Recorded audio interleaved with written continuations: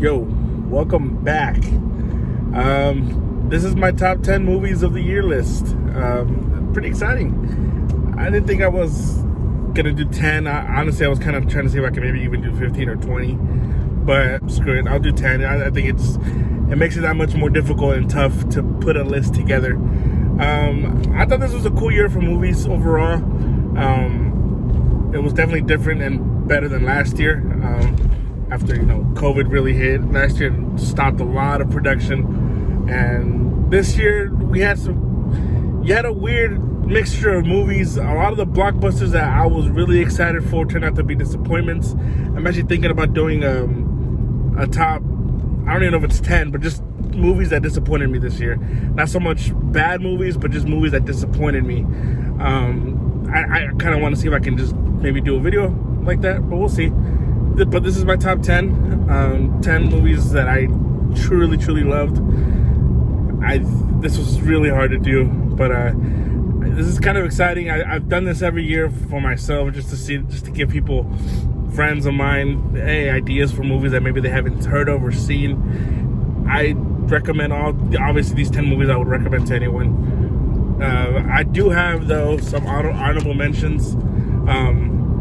I'll name 5 honorable mention movies that I feel like could have made the list, but just ended up not making them. The Father is one that I thought was an amazing movie. Sad as heck. Cop Shop is another movie that I thought was really fun. I don't think a lot of people are really have really talked about it, but I thought that one was dope. Jacob's Father. It's a movie on Shudder right now. It's a fun horror movie that I really enjoyed myself. Mitchell vs. the Machines. I hate myself for not including this in the top 10. I really dug this movie. I feel like everything Disney has been doing lately is obviously they dominate the animation, the kids animation world right now. But this movie was a huge animation movie that I saw this year that I loved. I thought that one was cool. And I guess one more that I can name is A Quiet Place 2. I feel like that came out early in the year, and the delays that movie had, I think that could have easily been in the top 10 list. I love that movie. I almost liked it more than the first one. But that movie came out this year, and I was looking at it, I was like, yo, man, I had forgotten about it. Completely forgot about it.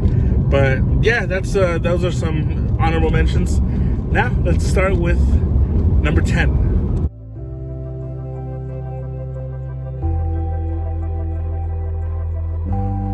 At number 10 is Mass.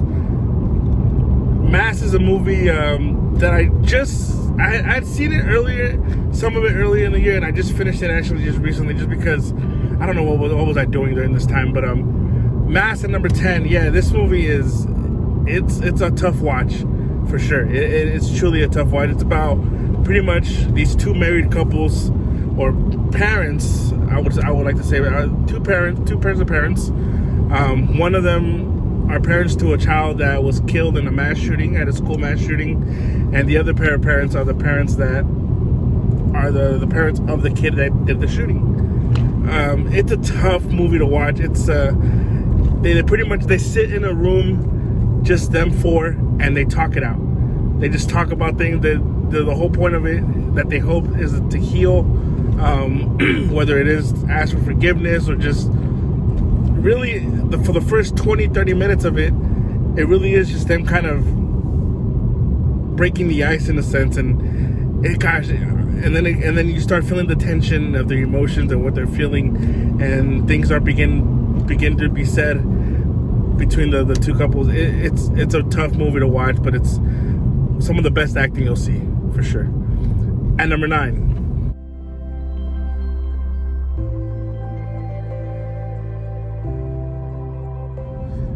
Swan Song is a movie by, actually I can't remember the director right now, but stars Mahershala Ali. This is another movie that I felt really hit me in some emotional parts.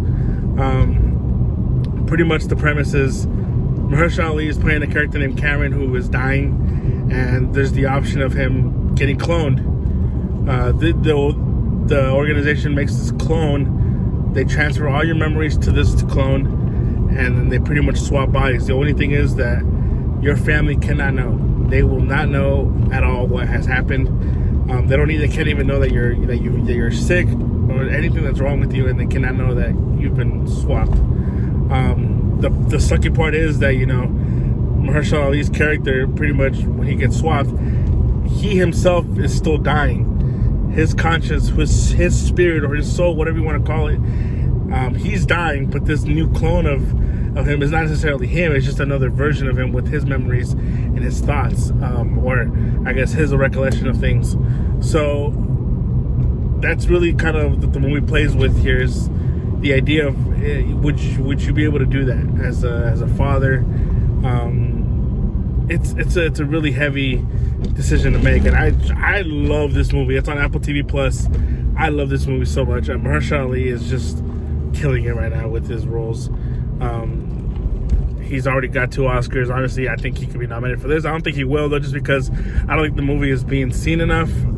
I don't know. I could be wrong, but yeah, I don't hear many people talking about this. Awkwafina's also in it. I thought she did pretty good. Glenn Close is also in it. I thought she was great. Yeah, everybody. This is an awesome movie. It really is. Damn near flawless for me. It's just a great film. And number 8.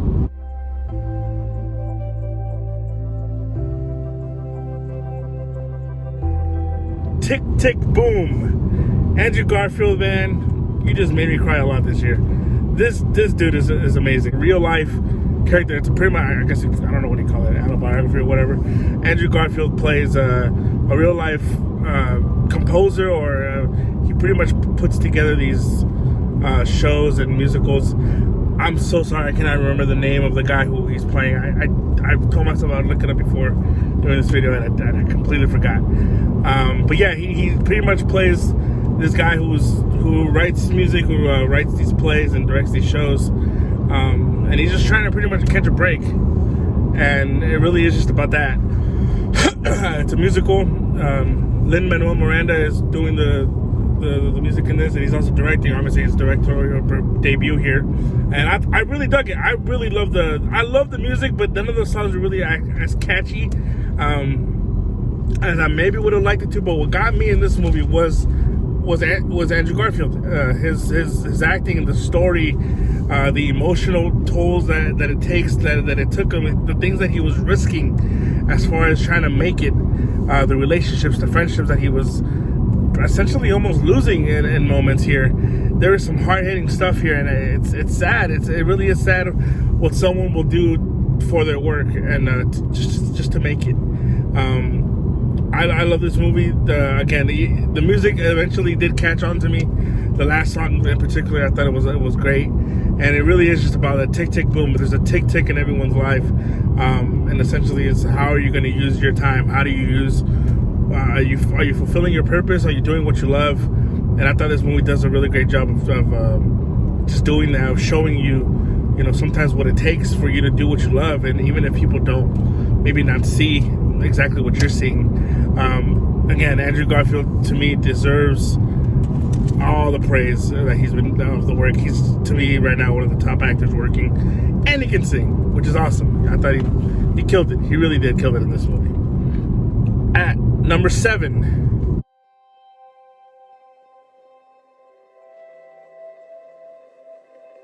we have Pig. Oh man, Nicolas Cage. This guy, he is making a comeback with the force that honestly I've never seen. This guy is killing it right now. I was really excited for this movie when I first heard about it. Yes, just like a lot of people, I thought this was going to be like a John Wick with the pig. He gets his pig stolen, and now he's on this journey of going to go find who stole it and kill them, I guess. That is not what you get at all with this movie. You get a film, yes, they steal his pig. Like they I believe this is in Portland, Oregon, where he goes hunting truffle. What I want to say is truffle hunting with this pig, and he uses the pig obviously to help him hunt it. And someone one night comes in, they beat him up, and they steal his pig. And now he's obviously on the journey to go find this pig and bring him back home. This movie isn't a John Wick. He isn't he doesn't really fight. He's actually a very soft-spoken guy. This movie actually does more for against violence. It takes you on a different route. It's a movie about grief and how people tend to deal with that grief. And I thought this movie was really moving. It really was. As the movie continues to go on, you really begin to see the world that the movie takes you in. It really is. It's even a cooking movie, I guess you can say, a culinary movie. It's really interesting. As the movie progresses, when I was watching, I was just awed and captivated with every single different scene that we kept going through with Nicolas Cage and Alex Wolff, which is his co-star in this. I thought he did a great job as well. I thought both of them did awesome. I thought they worked well together. They had great chemistry. And yeah, you guys need to check this out. Pig. I believe it's on Hulu right now. I urge people to go watch it. Nicolas Cage right now, he's doing this thing, and I'm happy to see him back making great content, making great movies. I mean, for sure. And number 6.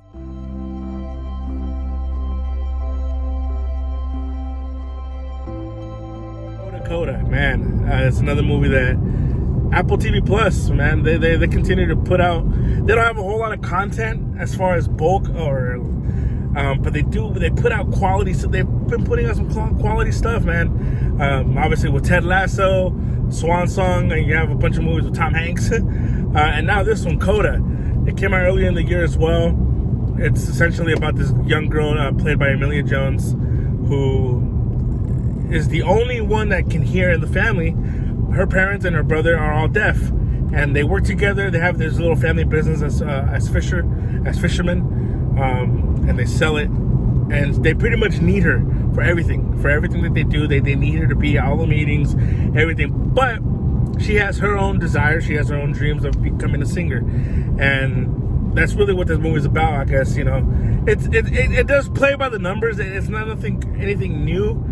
It's kind of predictable, but when you execute it right, when you execute it in such a way that it still moves you and it still tugs at your heartstrings, I think it's worth it. And to me, that's what this movie did. It really tugged at me in a way that I feel like a lot of other movies that kind of play these same beats don't. I thought Eugenio Derbez, as the music teacher in this movie, was awesome. He kind of brought the comedic element to it, but also still playing it as someone very straight and serious. Emilia Jones, she's also one of the great young actresses coming up right now. I really dug it. I really did. And yeah, this movie's awesome. The singing in this, some of the songs that they do in this movie is awesome. I didn't know Emilia can sing like that. I'm pretty sure that's her. But yeah, no, this movie's cool, man. I really loved it. It's cool that there's 2 movies, or the hearing impaired, that community is getting some love these last couple years. Last year you had Sound of Metal, which was my number 1 movie of last year, and this year you have Coda, and even shows like Hawkeye, where they have a whole couple episodes with the Hawkeye, you know, his hearing. They play on that. I think it's really cool just to see, and obviously, you know, Echo, the main villain in that movie, in that show, she's also she can't hear. So yeah, I really dug this movie, Coda. Check it out. If you guys have Apple TV Plus, go find it, go watch it. It's a great family movie for everyone. Heartwarming, some great singing in it, and it's kind of funny. So yeah, I really urge you guys to check it out. And number 5.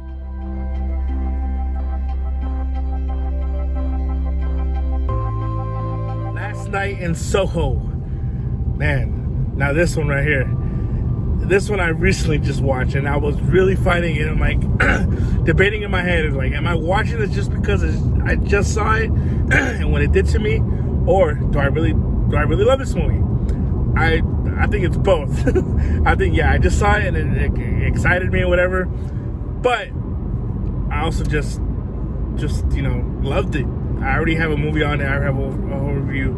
You can go check it out. Yeah, it's great. It's just a great movie. It's stylistic. It's cool to watch. Great music, great colors, great cinematography, great acting, great everything, and it's has some cool elements to it. It's a great story. It's a great script. It's awesome, man. Check it out, please. All right, my top 4, man. This is really tough. This was really tough. It's been a great year for comic book movies. Honestly, we kind of think about it. We didn't have any last year, and now this year we get a bunch. We have quite a few with all Marvel comic book movies, and then you have also the shows on Disney Plus. I thought it was a pretty successful year. And for number 4,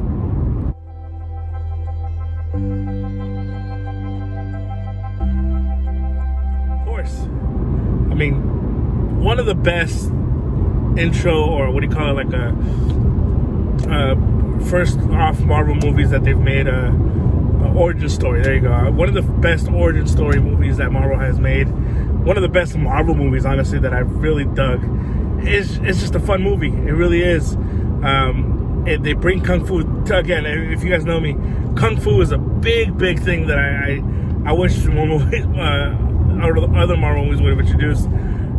The fighting in this is so awesome. The choreography between with the fight, especially on that bus scene, it reminded me as if I was watching a Jackie Chan movie or a Bruce Lee movie or a Jet Li movie. It was just so fun to watch. I really love this movie. I saw it twice in theaters, and I saw it once at home already on Disney Plus. I mean, it's beautiful. It's well done, well made. Yeah, I can't really say much else about it. Honestly, it's so good. At number 3,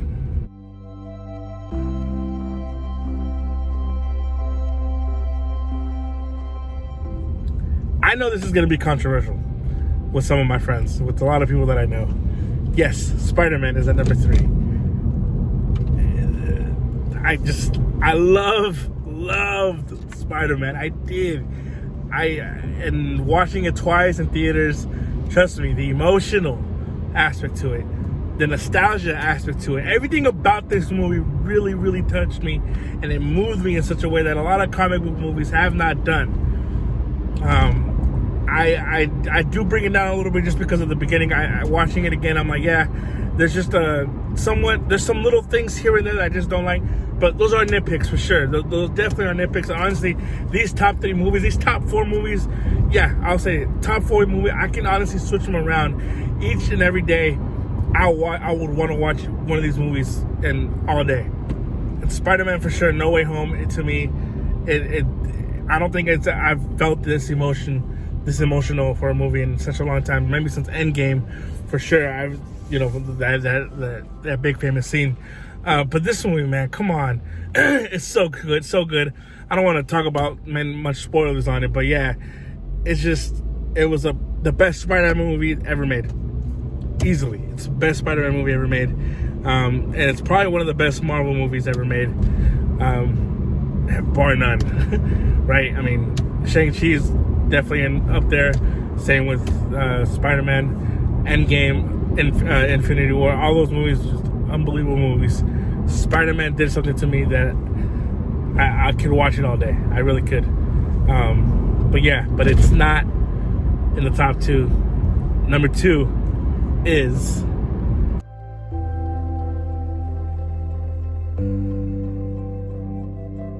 Justice League. People forgot about this movie, man. I think it didn't hit theaters. It didn't go into anything. Obviously, it wasn't cinematic release. And I know this movie was already made. This is not that movie, though. This is not the original Justice League. This is Zack Snyder's Justice League, a 4-hour event. A 4-hour event that just captivated me. It touched me. It tugged at my heartstrings. It did everything that I wanted Justice League to be, and plus more. This movie is special to me, man. It really is. I recently watched it again, and it's so good. It's so everything, the stories that the original didn't have with Cyborg and Flash. I mean, come on, the fact that we didn't see a lot of these things in that movie, it really just, it makes you forget that the other one even exists. Zack Snyder really redeemed himself with this.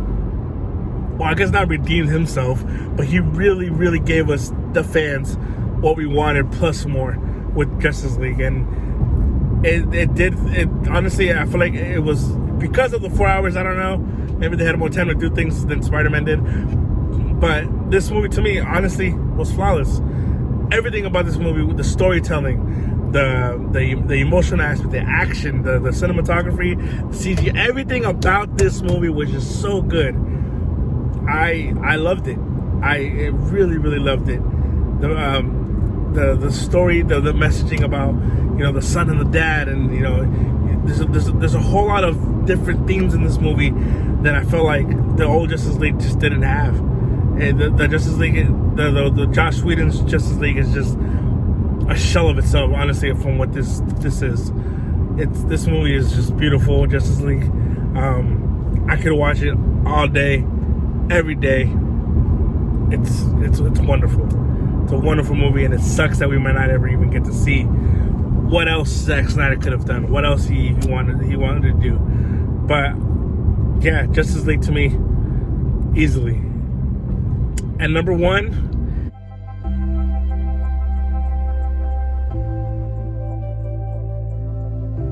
controversial, I know. Dune.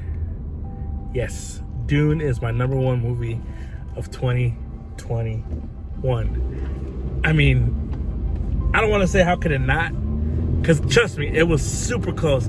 I was fighting with this Justice League and Spider-Man. I was going back and forth. Which one is my number one? You watch Dune, and it's like you're taken into this world, and you're there for a couple hours, for 2.5, 3 hours, whatever how long it is, and you don't leave, and you never want to leave. That's what this movie did to me. It looks amazing. It's some of the best visuals that I've ever seen in a movie. The story, the way it's perfectly written, the way they create in this world, the character arcs that these people are going through. Timothy Chalamet, what he's going through. Rebecca Ferguson, I thought she was amazing in this. Oscar Isaac was awesome. Everybody in this movie just did an amazing job. And the real star to me is, again, Denis Villeneuve. He continues to be the star of his movies. He's the director, but he is the star. He is the movie. And the fact that we're getting a part 2 to finish off, I just look into the future kind of thinking, I cannot wait to have both movies at my disposal. Completed two pieces of completed work as a whole. It just, I can't wait. when we see part 2, and I'm sure it's going to be awesome. And you look back at part 1, I think it's going to change a lot of people's minds. I think this Dune is going to change people's minds over the course of the years as people get to watch it even more, and they see the story, they see what they were trying to do. I think it's gonna last for a long time. It really is. It's gonna stand the test of time, and I can't wait to see what they continue to do. Dune it's a spectacle. It was a spectacle to watch. The only regret that I have is that I didn't watch it in theaters. I hated that I didn't watch it in theaters, but I mean, we got big screens, but still, I wish I would have seen it in the theater. This movie is it's special. It's remarkable, everything that they were able to achieve in this film. Again, from the writing, from the characters, the dialogues, the visuals, and again, part of what makes movies great is visually. A movie, if it doesn't look great but the story is okay, it can pass, but you still need the visuals. And there's no better looking movie than Dune that came out this year. There isn't. There just isn't. I get why people may think it's a slow movie and it's just not interesting. I totally get it. This is right up my alley as far as slow burns. I truly love this movie, and again, I can't wait to see what they continue to do. So yeah, that's my list. Top 10, man. Gosh. To those who can keep watching, man, thanks. That's awesome. To my friends who keep supporting, I don't know who you are. I don't know who's actually really liking stuff or whatever. Thanks. Hey, whoever, even if none of my friends are supporting, whoever's liking my stuff and y'all strangers, hey man, thank you guys. It's awesome to do this, and I'm gonna keep going. It really is an escape for me. It really is something for me to do, as far as just to watch people on screen and just go into these worlds of whether it's sadness, action, superheroes, and all that kind of stuff. It's just a fun thing to do. So thanks, you guys. Let me know about my top 10 list. What do you guys think about it? Do you guys hate it? I know my girl probably doesn't even like it. She thinks probably Spider-Man's number one. She's gonna be upset about Justice League. So yeah, what do you guys think? Let me know if my opinion sucks. And if you guys have a list, put them down below, man. That'd be dope. We can trade lists. But yeah, thank you guys. Peace.